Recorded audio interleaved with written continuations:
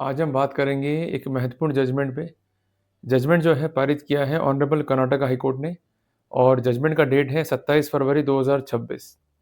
इस मामले में अक्यूज़ को जो है किया गया था prosecute as per section 7, 8, section 13 सब क्लॉज़ 1 सब क्लॉज़ डी और पीसी एक्ट।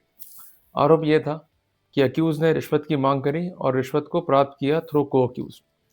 ये काफ़ी इंपॉर्टेंट जो है सिनेरियो है और कई बार ऐसा होता है ट्रैप केसेस में जहाँ एक व्यक्ति जो है डिमांड करता है और दूसरा व्यक्ति जो है पैसों को प्राप्त करता है।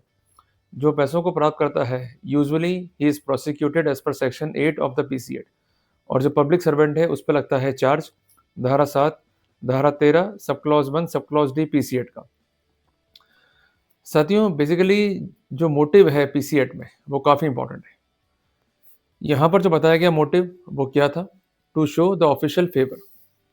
अब यहाँ पर महत्वपूर्ण स्थिति क्या थी? जो था परिवादी वो तो हो गया उस टाइम। और एक बात जो है आप नोट डाउन कर लीजिए, किसी भी एविडेंस का प्रॉपर स्टेटमेंट ना देना और दूसरी बात है होशियार होना, उनमें दिन रात का जो है अंतर है। कई बार ऐसा होता है कि कंसर्न जो परिवादी है वो ऐसे बयान देता है कि उस पर रिलाई नहीं कर सकते। इस तरह के जो बयान होते हैं उन्हें हम कहते हैं सेल्फ इनकंसिस्टेंट स्टेटमेंट। होस्टाइल में क्या होता है कि वो डिनाई करता है कंप्लीटली कि मैंने पुलिस को जो है बयान नहीं दिए या मैंने एंटी करप्शन को जो है बयान नहीं दिए। ये कंसेंट जो आवाज़ है ना तो मेरी है ना कंसेंट अक्यूज़ की है। ये तमाम जो कार्रवाई हुई उसमें मैंने पार्टिसिपेट नहीं करा। कार्रवाई जो है वो हुई है गलत तरीके से, क्लियर है। अगर इस तरह का सिनेरियो है तो हम कहते हैं कंप्लेनेंट टर्न्ड होस्टाइल। पर अगर कंप्लेनेंट जो है बयान दे रहा है जो कि विरोधाभासी है, उदाहरण के लिए हम मौके पे तो गए थे पर शाम गए 4 बजे, जबकि रिकॉर्ड पे क्या पोजीशन है कि मौके पे गए 2 बजे या सुबह 11 बजे, तो ये है इनकंसिस्टेंसी। एक एग्जांपल हम और भी लेते हैं। मान लीजिए कहता है परिवादी कि जो रिश्वत राशि थी वो थी 100 रुपए के 30 नोट। एग्जांपल ले रहे हैं अपन केवल।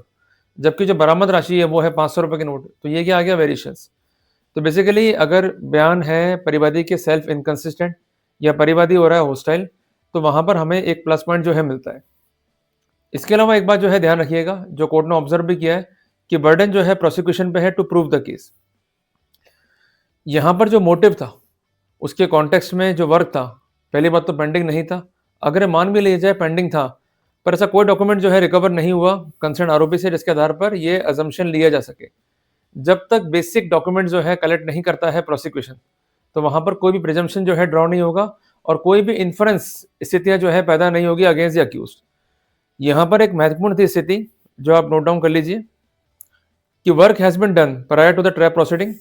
अगर काम जो है पहले हो चुका है ट्रैप से तो एक प्लस पॉइंट जो है मिलता है आरोपी को, क्योंकि पेंडेंसी ऑफ वर्क एक इंपॉर्टेंट जो है पैरामीटर है। अगर काम ही पेंडिंग नहीं है तो ऐसे सिनेरियो में जो कंसर्न केस है प्रोसिक्यूशन का वो होता है डाउटफुल।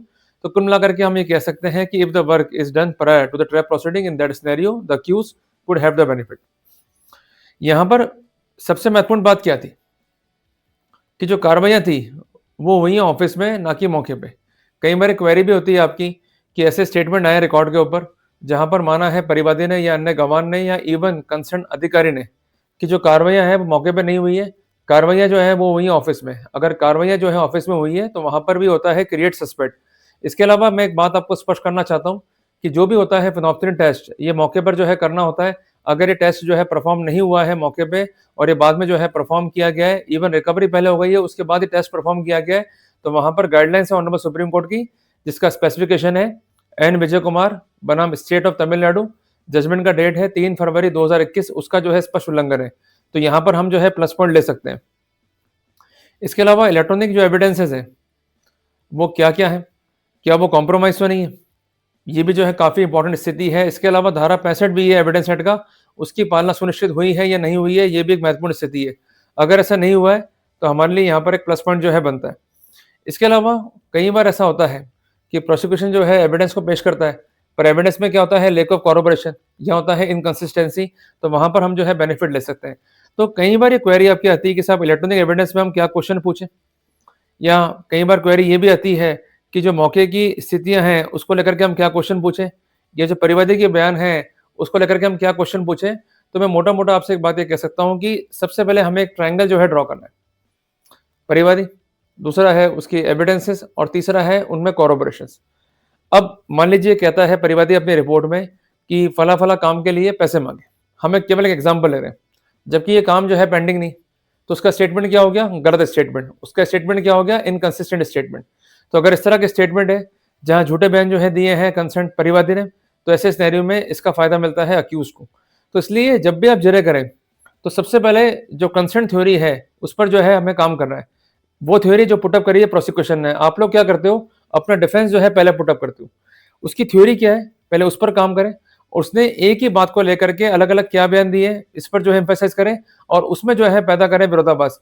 जितना पैदा कर पाएंगे विरोधाभास, जितना पैदा कर पाएंगे इनकंसिस्टेंसी, उतना ही जो है फायदा आप लेकर वहां पर जाएंगे। क्लियर हो गया अपने को? तो ये मोटे मोटे बिंदु हैं जो डिस्कस किए मैंने आपसे। और इसके अलावा अलग से मैंने एक कंटेंट को भी जो है अपलोड किया है, जहां पर आप देख सकते हैं कि अगर हमारे सामने है परिवादी, तो सामान्यतः हम उससे क्या प्रश्न जो है पूछ सकते हैं। क्लियर हो गया? तो मैं आखिरी में वापस से आपको नोट डाउन करा देता हूँ। जजमेंट है ऑनरेबल कर्नाटक हाईकोर्ट का दिनांक 27 फरवरी 26 का, जहां पर ये प्रिंसिपल्स जो है कॉन्सिडर हुए हैं। तो जब भी आप जिरह कर रहे हैं और जिरह में आपकी स्थितियां निकल के आती है वैसी जैसी मैंने बताई है, तो डेफिनेटली इस साइटेशन की लाइट में आप जो है बेनिफिट ले सकते हैं। जल्दी मिलेंगे एक नए अध्याय के साथ में।